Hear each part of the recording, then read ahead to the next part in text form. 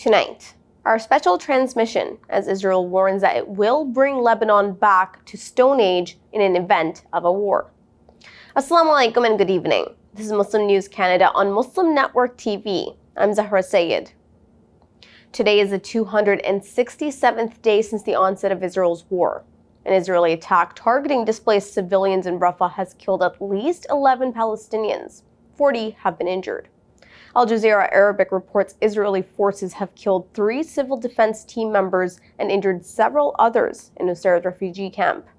Gaza's civil defense agency has confirmed that 3 medics have been killed by Israeli aircrafts during rescue efforts in the Burej refugee camp. In Gaza City, residents are fleeing in terror as the Israeli army is attacking the eastern Shujaiya neighborhood. Videos of social media have shown the dead and wounded laying on the streets. Artillery strikes in the Tufah neighborhood have resulted in multiple casualties. Amongst the dead are children and women. UNICEF has announced that Israel has agreed to restore power to a key desalination plant in southern Khan Yunis. It will help meet the minimum water needs of nearly 1 million people. The death toll from Israel's war is alarming. At the time of writing, at least 37,765 Palestinians have been killed by Israeli attacks. A revised report by the United Nations estimates another 10,000 civilians are buried under the rubble. 86,429 Palestinians have been injured. Israel's death toll from Hamas's attacks stands at 1,139. Palestinian authorities in Gaza have issued a warning regarding Israeli phone calls urging Palestinians to return to northern Gaza. The government media office has cautioned citizens about calls instructing them to use an Israeli military checkpoint on Al-Rashid Street in the evening. Gaza officials say the calls are suspicious. They are advising extreme caution, citing past incidents where Palestinians faced harm under similar circumstances. The White House has reiterated its support for Israel, pledging to provide necessary aid for its defense. John Kirby, White House National Security Communications Advisor, has confirmed military assistance to Israel will continue without any halts or delays. Kirby says there are ongoing efforts to secure a ceasefire. He says the United States is trying to prevent escalation on Israel's border with Lebanon through diplomatic channels. Kirby says the administration is committed to resolving tensions peacefully. The U.S. House of Representatives has voted that the State Department stop citing casualty figures provided by the Palestine Health Ministry in Gaza. The amendment gained 269 votes in favor. 144 voted against the amendment. Following the vote, the State Department will not be using statistics provided by the Palestinian Ministry in official reports. Representative Rashida Tlaib condemns the decision as genocidal denial. Tlaib passionately read out recent casualty numbers on the House floor. The voting comes amid ongoing international scrutiny of Israel's military operations in Gaza. The bill has now moved to the Senate for further consideration. The International Criminal Court has granted the United Kingdom permission to present legal arguments regarding jurisdiction over Israeli officials in Gaza. The UK is a member of the World Court. UK officials seek to clarify whether the court can prosecute Israeli nationals.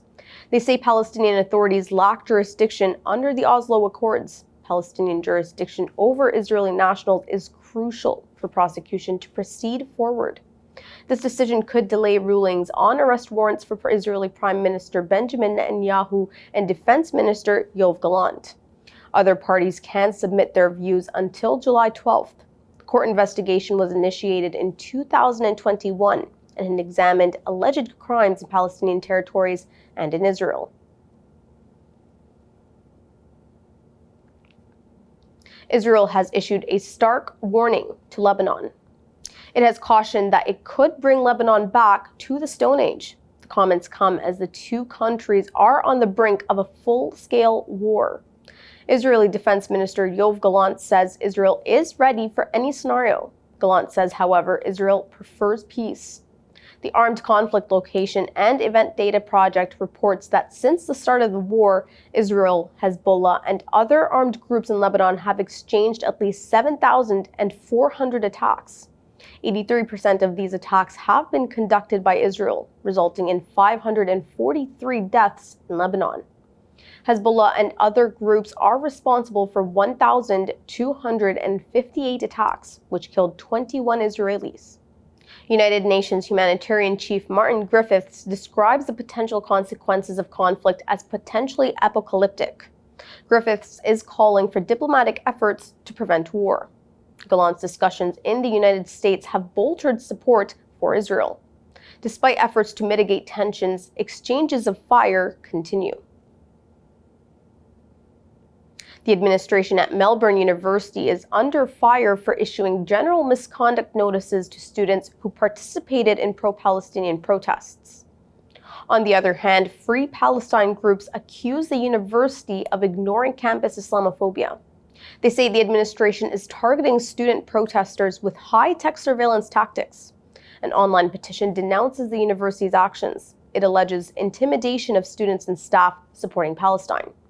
The petition demands the university sever ties with Israeli weapons suppliers. In response, the university has banned public protests on campus. Prime Minister Justin Trudeau has addressed Liberal supporters following the party's unexpected loss in this Toronto-St. Paul's by-election. Trudeau has acknowledged his defeat, yet he is focused on global challenges and the party's commitment to finding solutions. He has criticized the Conservatives for stoking anger while rallying his supporters for future elections.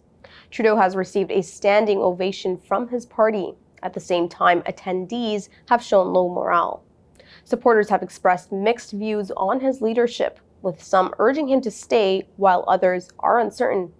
There have been calls for an early caucus meeting to address the fallout. However, Government House Leader Steve McKinnon says existing feedback mechanisms are adequate. Trudeau shows no signs of stepping down. He has expressed readiness for upcoming electoral battles.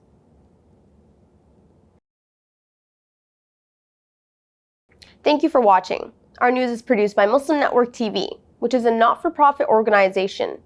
We need your support for donations.